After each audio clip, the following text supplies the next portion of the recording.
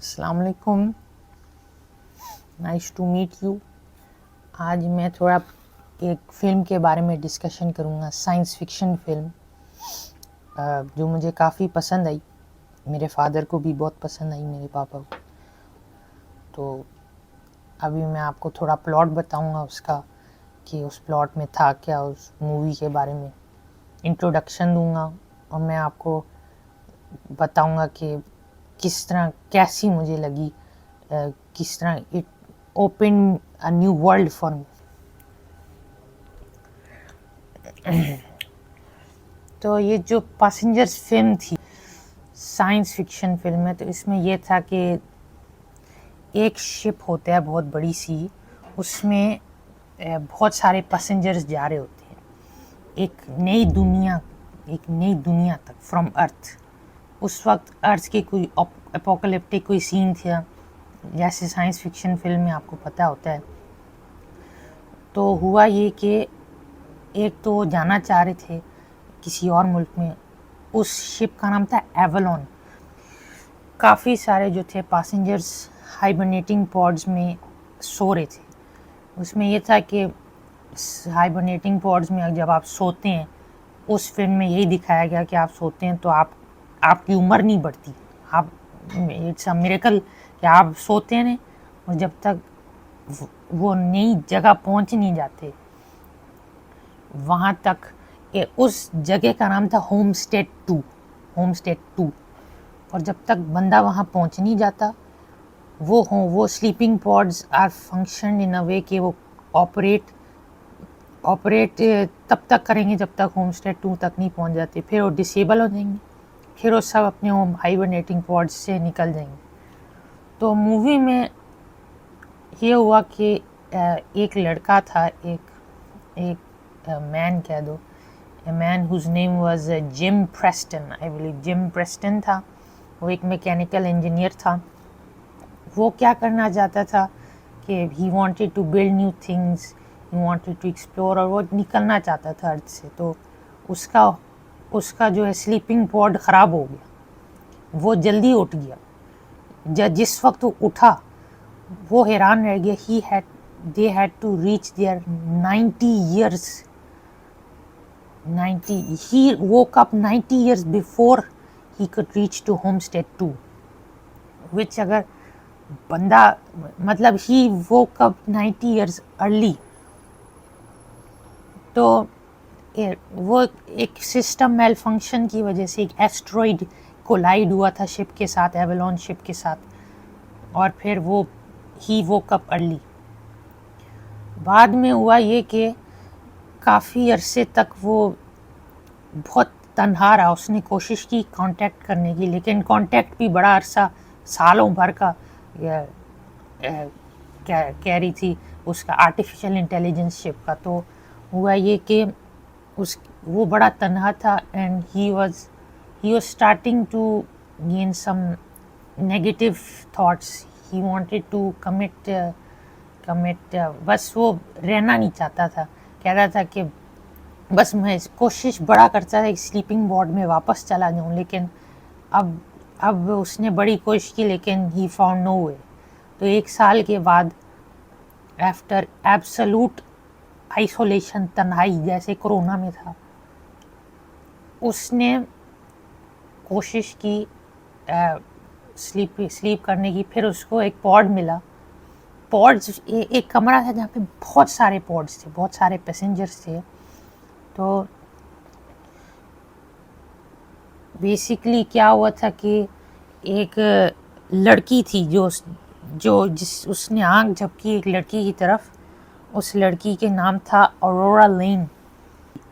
तो फिर उसने ये नहीं सोचा कि मैं कैसे स्लीपिंग पॉड में वापस जाऊं। उसने ये कहा कि मैं कैसे इसके स्लीपिंग पॉड को ऐसी करूं जैसे मेरे साथ हुए। तो उस शिप में एक ऑटोमेटेड आर्टिफिशियल इंटेलिजेंस से बिल्ट हुआ एक ह्यूमन था, जो कि एंड्रॉयड उसे उसमें कह रहे थे जो भी आप मांगते थे, कोई दे दो, मैं खाना ले आओ या कोई पानी दे दो, वो आपको दे देता था। उसकी कोई टांगे नहीं थी। लेकिन हुआ ये कि आर्थर ने उसको कोशिश की कि आइसोलेशन में ना रहे, लेकिन उसको भी पहली नज़र में बिल्कुल इंसान लगा जब तक कि उसने रिसर्च नहीं थोड़ा किया। फिर अरोरा लेन उठ गई, वो दोनों उठे हुए थे और फिर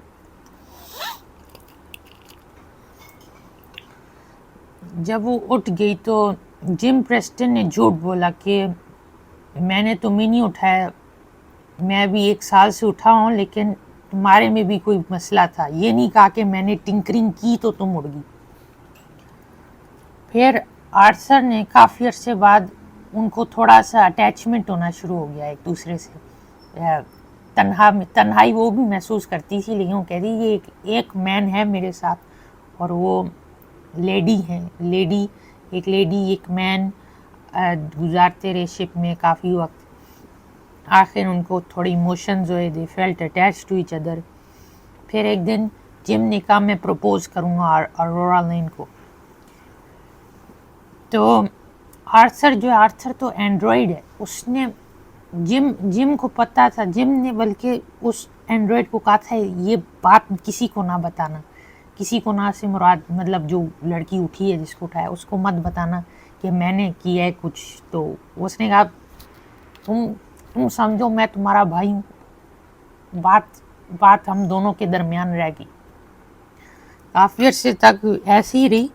फिर एक दिन जब वो प्रपोज करने लगा था जिम तो फिर उसने कहा था कि उसने बता दी, उसने सारी सच्चाई खोल दी उसके सामने, अरोरा लेन के सामने, लेडी के सामने। फिर जो है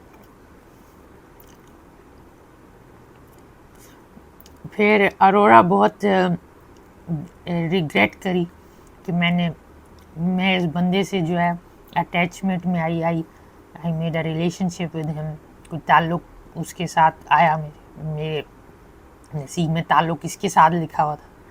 उसने बहुत बुरी तरह रिएक्ट किया, उससे कोशिश की दूर है। फिर उसके बाद एक फ़्लाइट के जो है कैप्टन थे वो भी उठ के, उनका नाम था गस मैनकूसो, डेक चीफ ऑफिसर थे, तो वो भी उठ के उनका भी यही हुआ था, लेकिन इस बार मेल फंक्शन उनके साथ अपने आप हुई थी, ना जिम ने उठाया ना उस लड़की ने।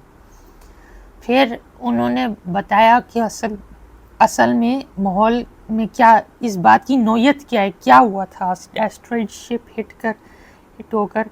तो आहिस्ता आहिस्ता जो है ना उसको बड़ा मसला हो गया था, लेकिन उससे पहले जो है जिम ने नहीं उसे बताया था, लेकिन उसे समझ आ गई थी कि उस डेक चीफ ऑफिसर गस को कि जिम ने अरोरा को उठाया। तो फिर जिम थोड़ा शर्मिंदा हुआ और ये वो, लेकिन अब क्या हो सकते हैं। फिर उसने एक बैज आईडी दिया मरने से पहले अरोरा लेन को। फिर ही फेल इल, बहुत बीमार हो गया था बेचारा, फिर वो फौत हो गया। फिर जो है पूरा शिप जो है बिल्कुल ही डिस्ट्रक्शन के तौर पे जाने वाला था, कोई बहुत ही बड़ा मसला हो गया था। आहिस्ता आहिस्ता ये हुआ था कि उन्होंने जो है जिम ने कोशिश की कि जो शिप है वो पूरा डिस्ट्रॉय ना हो जाए। कुछ हो रहा था शिप के साथ जिसकी वजह से वो पूरा शिप भी तबाह हो जाता और जितने लोग थे उसमें।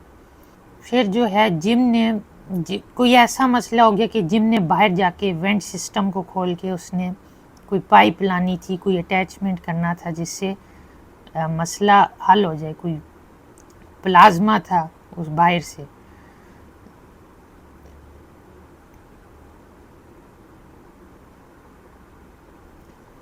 फिर जो है वो बाहरी रहा स्पेस में, वो एस्ट्रोनॉट सूट जाके वेंट से बाहर निकल आते हैं। फिर अरोरा लेन को बहुत वो हुआ कि ये, फिर जब बंद होने लगा तो उसे महसूस हुआ ये लड़के इसके बगैर मैं रह ही नहीं सकती।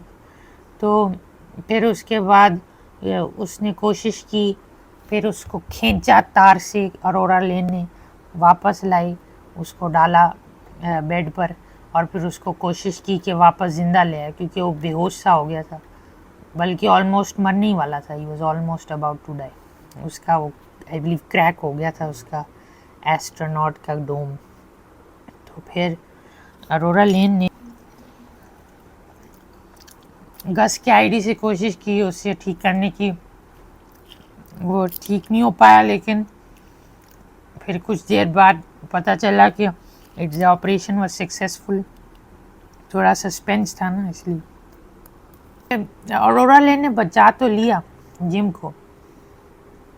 फिर आखिर में ये हुआ कि शिप ठीक हो गया, वेंटिलेशन सारा जो भी सिस्टम था, कूलिंग क्या वो अंदर का जो सारा सिस्टम था, वो एक पूरा एक कंट्रोल लॉक सिस्टम था, जो एक रूम था जिसको एक्सेस वो नहीं कर सकते थे। उन्होंने उसको खोलने की कोशिश की, फिर वो गस आया, फिर वो बाकी ठीक कर लिया, और वो सब बाद में ये हुआ कि एक्सेस वो नहीं कर सकते थे। उन्होंने उसको खोलने की कोशिश की, फिर वो गस आया, फिर वो बाकी ठीक कर लिया, और वो सब बाद में ये हुआ कि जो अरोरा लेन ने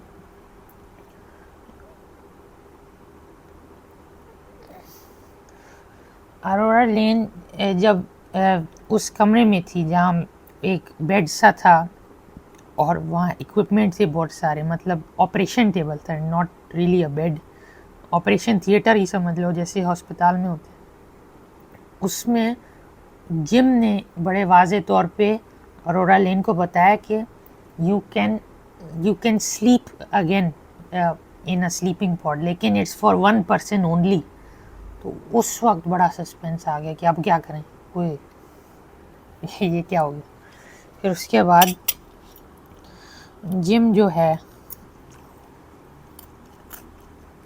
जिम और अरोरा थोड़ा सा यही था कि दोनों में से कोई भी नहीं लेटा ऑपरेशन थिएटर में, इन द स्लीपिंग पॉड, और फिर दोनों अपनी ज़िंदगी गुजार गए। They live their life in the ship. 80 years के बाद वो सब उठ गए। 88 ईयर्स के बाद वो सब उठ गए, और पूरा का पूरा एक विलेज बन गया था, कोई अमेज़न जंगल बन गया था, बिल्कुल ही अमेज़न दे जंगला बन गया पूरा शिप में। जब तक वो थे, they made plans on a spaceship, मतलब वो तो बड़ा ही हैप्पी एंडिंग मैंने कहा। ये ऐसी मूवी थी कि हमने पापा और मैंने बड़ी कोशिश की कहीं से ढूंढने की, आज तक हमने ऐसी कोई फिल्म नहीं देखी। It is amazing. I must